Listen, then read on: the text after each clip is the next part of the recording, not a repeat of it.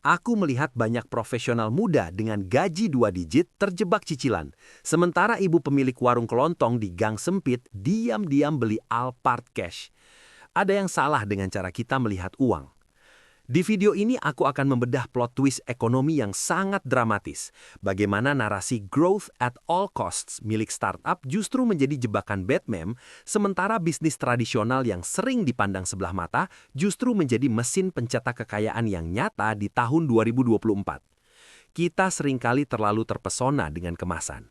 Kita melihat kantor startup yang estetik di SCBD, meja pingpong dan istilah-istilah keren seperti pivot, unicorn, atau series A. Tapi kalau kamu bedah laporan keuangannya, banyak dari mereka yang sebenarnya sedang berdarah-darah. Data menunjukkan bahwa di tahun 2023 hingga masuk ke 2024, fenomena teh winter bukan lagi sekadar isu. Investor nggak lagi mau memberikan uang cuma-cuma hanya untuk mengejar jumlah pengguna. Suku bunga yang tinggi membuat mereka menuntut satu hal yang selama ini sering dilupakan startup, yaitu profitabilitas. Coba kamu bandingkan dengan model bisnis warung kelontong atau UMKM konvensional. Mereka tidak mengenal istilah burn rate atau bakar uang. Prinsip mereka sederhana dan brutal. Kalau hari ini kamu tidak untung, kamu tidak makan. Jika sebuah warung punya omset 10 juta sehari dengan margin keuntungan 10%, maka setiap bulan ada 10 juta uang bersih yang masuk ke kantong, tanpa hutang ke investor, tanpa beban valuasi yang dipompa-pompa. Disinilah letak jebakannya. Banyak dari kita, termasuk para pengusaha muda, terlalu fokus membangun kapal pesiar yang terlihat mewah di permukaan, tapi punya kebocoran mesin di bawah air.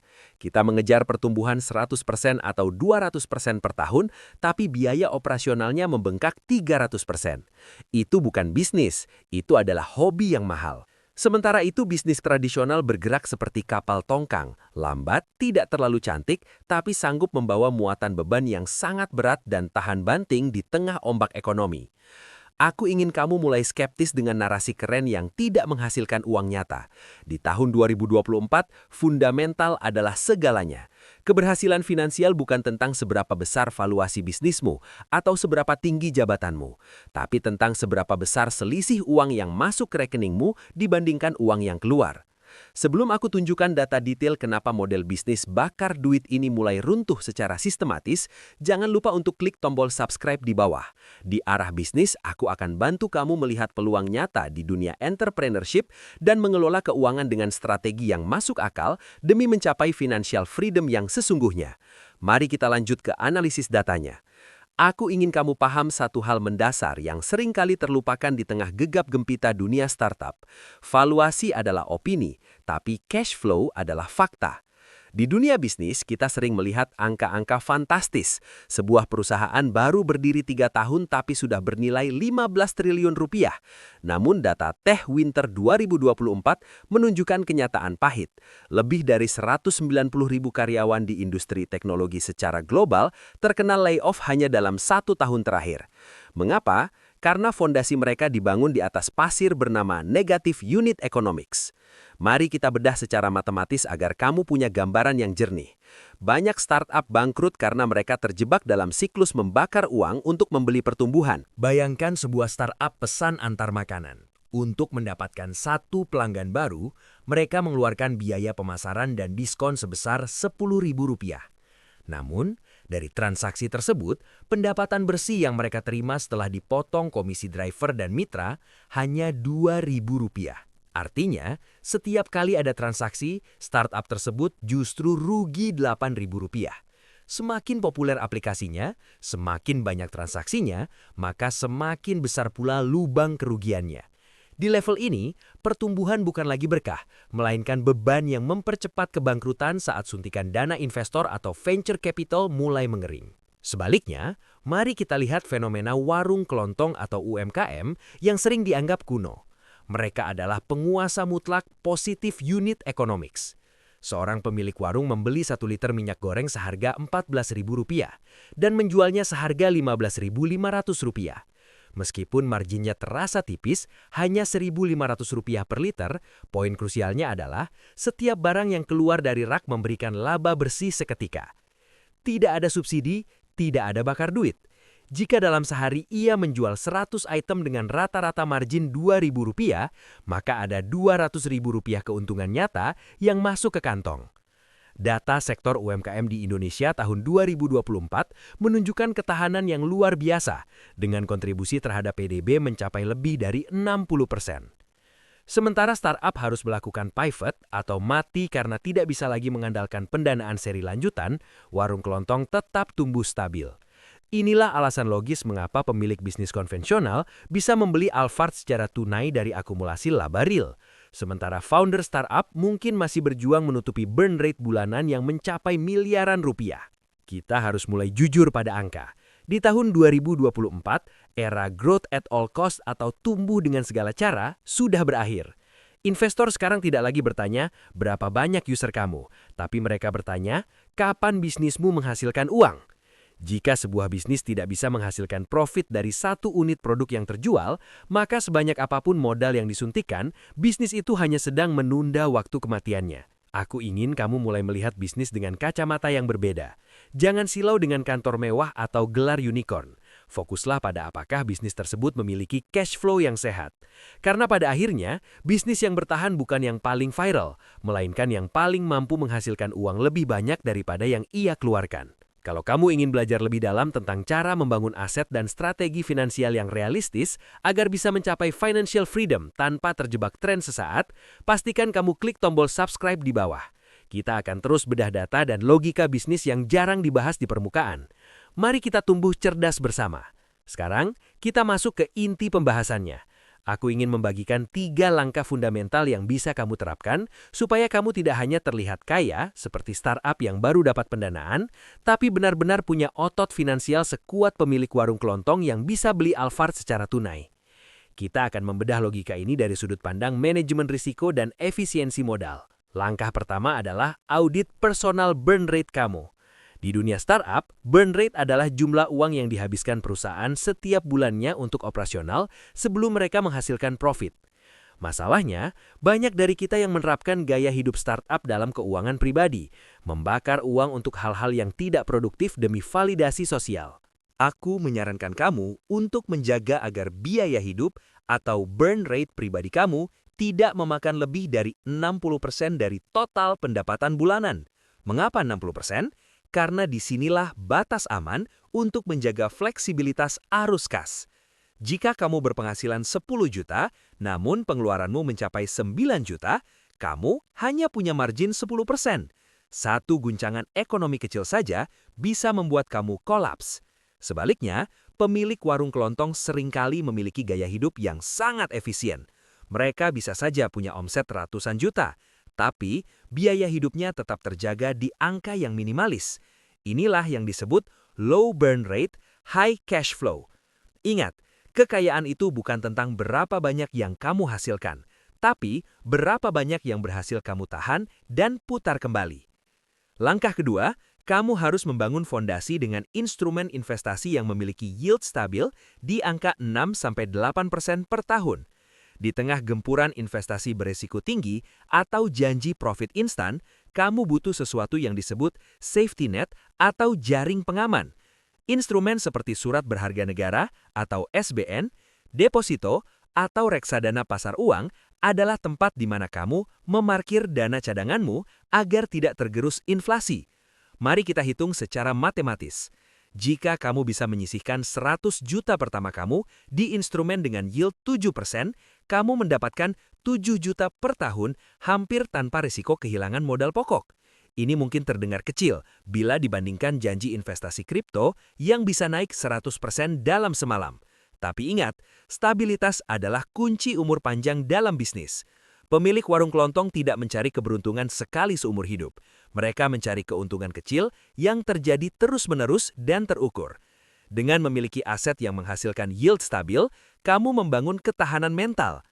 Langkah ketiga, dan ini yang paling kritikal jika kamu ingin terjun ke dunia bisnis, adopsi model high velocity. Salah satu alasan utama startup bakar duit bangkrut adalah karena mereka mengejar pertumbuhan pengguna tanpa mempedulikan keuntungan per transaksi. Ini adalah spekulasi, bukan bisnis. Kamu harus fokus pada perputaran modal yang cepat dengan margin nyata sejak hari pertama. Lihatlah bagaimana warung kelontong bekerja. Mereka membeli stok barang hari ini, dan dalam hitungan hari, barang itu sudah berubah kembali menjadi uang tunai plus keuntungan 2-5%. Meskipun marginnya kecil, tapi jika modal itu berputar 20 kali dalam sebulan, keuntungan akumulatifnya menjadi sangat masif.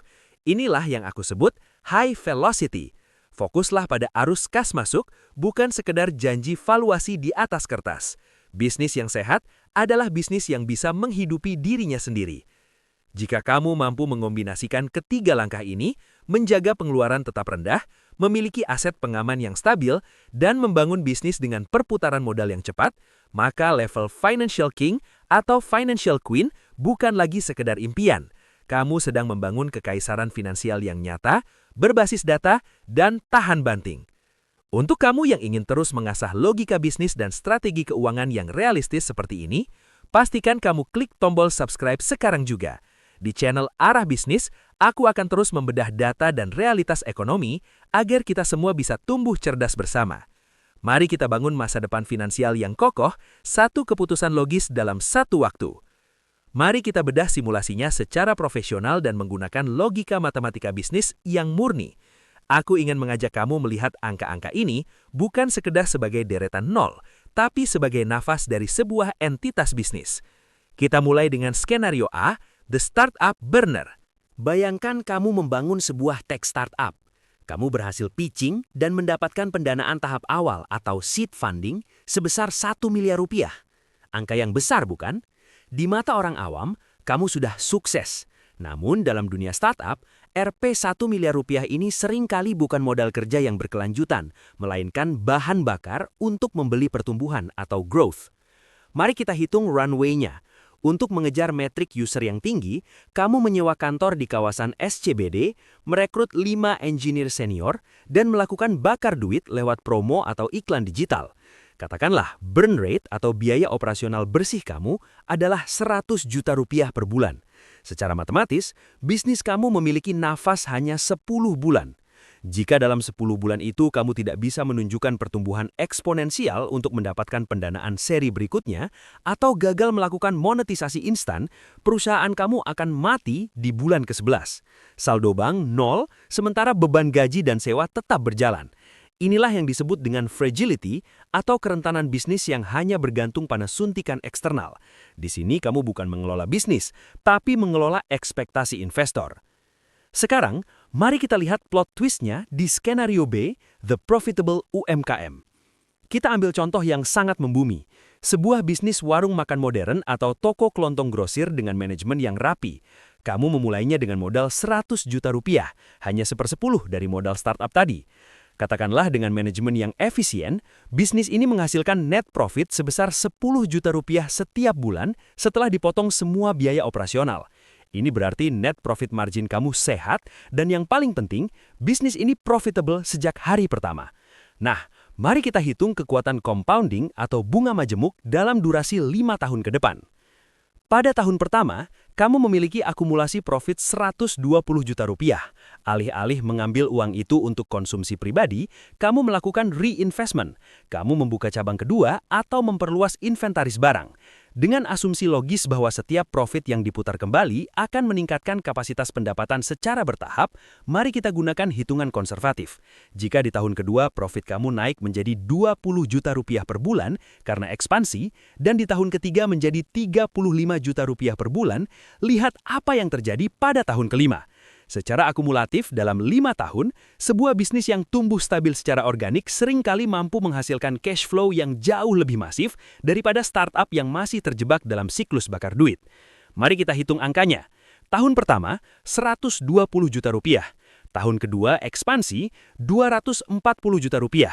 Tahun ketiga, skalabilitas, 420 juta rupiah. Tahun keempat, 600 juta rupiah. Tahun kelima, 840 juta rupiah.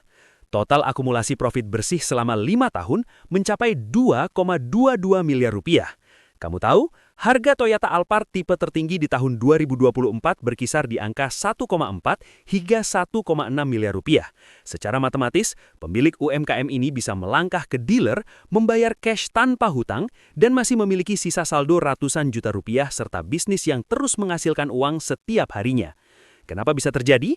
Karena bisnis UMKM tersebut fokus pada unit economics. Mereka memastikan bahwa setiap piring yang terjual memberikan margin keuntungan. Di sisi lain, banyak startup yang bangkrut karena mereka sibuk mengejar valuasi yang merupakan angka di atas kertas, sementara mereka lupa pada profitabilitas yang merupakan uang nyata di dalam bank. Inilah realita yang sering tidak dibahas di seminar-seminar kewirausahaan mewah. Bisnis yang terlihat membosankan seperti warung kelontong, jika dikelola dengan disiplin keuangan dan strategi compounding, memiliki resilience atau ketahanan yang jauh lebih tinggi daripada startup teknologi yang paling canggih sekalipun. Jika kamu ingin terus mempelajari analisis data bisnis yang realistis seperti ini dan memahami cara membangun kekayaan yang kokoh, pastikan kamu klik tombol subscribe pada channel Arah Bisnis ini. Mari kita kejar financial freedom dengan logika, bukan sekedar mengikuti tren yang menyesatkan. Kita bangun masa depan finansial yang tangguh bersama-sama. Pesan aku untuk kamu sebenarnya sederhana. Jangan pernah silau dengan logo besar yang terpampang di gedung pencakar langit atau deretan title mentereng di profil LinkedIn. Jika pada kenyataannya, rekeningmu megap-megap setiap akhir bulan hanya untuk menjaga gengsi tersebut. Kita hidup di era di mana kelihatannya sukses seringkali dianggap lebih penting daripada benar-benar sukses secara finansial. Namun, data tahun 2024 menunjukkan tren yang sangat jelas. Era uang murah sudah berakhir, dan pasar kini kembali menuntut profitabilitas, bukan sekedar janji pertumbuhan yang tidak masuk akal. Mari kita jujur pada diri sendiri. Seringkali kita terjebak dalam delusi bahwa membakar uang jutaan dolar adalah satu-satunya jalan untuk menjadi besar. Kita melihat startup yang mendapatkan pendanaan seri A, B, hingga C, tapi kita lupa melihat unit economics-nya. Jika untuk menghasilkan Rp10.000, kamu harus mengeluarkan biaya Rp15.000, itu bukan bisnis. Itu adalah kegiatan amal yang didanai oleh investor. Inilah alasan kenapa banyak startup yang dulunya dipuja sebagai masa depan, kini terpaksa melakukan PHK massal atau bahkan gulung tikar. Mereka kehilangan pijakan pada realitas dasar ekonomi. Sebaliknya, belajarlah dari mereka yang memiliki silent wealth, para pemilik warung kelontong, pedagang grosir di pasar, atau pemilik UMKM yang mungkin penampilannya biasa saja, tapi asetnya terus bertumbuh. Mereka adalah praktisi keuangan yang paling jujur. Mereka fokus pada substansi, bukan persepsi. Di mata mereka, Rp1.000 adalah modal yang harus kembali menjadi Rp1.100 atau Rp1.200. Tidak ada istilah bakar duit demi mendapatkan traffic yang belum tentu loyal. Aku ingin kamu mulai membangun bisnismu atau bahkan mengatur keuangan pribadimu dengan logika warung kelontong ini. Untung hari ini, putar lagi besok. Jika kamu punya keuntungan Rp1.000.000, jangan langsung dipakai untuk mencicil gaya hidup. Gunakan Rp800.000 untuk stok barang lagi atau meningkatkan efisiensi, dan simpan Rp200.000 untuk dana darurat. Angka-angka kecil ini jika diputar secara konsisten selama 5 hingga 10 tahun dengan bunga majemuk, akan menghasilkan kekayaan yang jauh lebih real daripada valuasi di atas kertas, yang bisa menguap kapan saja saat sentimen pasar berubah. Realitas di tahun 2024 ini mengajarkan kita bahwa cash flow adalah raja yang sebenarnya. Perusahaan dengan valuasi triliunan rupiah bisa bangkrut dalam semalam jika mereka kehabisan kas. Tetapi sebuah warung kecil yang memiliki arus kas sehat akan tetap bertahan melewati krisis ekonomi sekalipun.